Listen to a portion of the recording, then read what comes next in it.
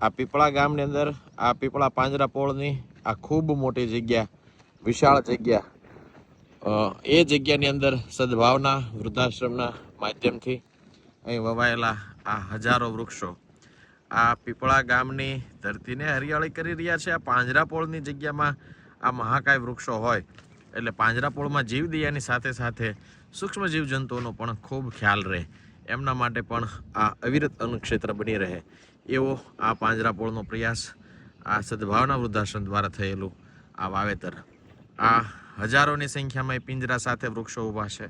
આ મહાકાય વૃક્ષો આ ધરતીને નવપલ્લવિત કરી રહ્યા છે. આ પીપળા ગામની અંદર આ પાંજરાપોળની ધરતીને આ વૃક્ષો થકી આ ધરતી લહેરાઈ રહી છે. ત્યારે આવો આપ પણ આ પ્રકૃતિના મહાયજ્ઞમાં જોડાવ.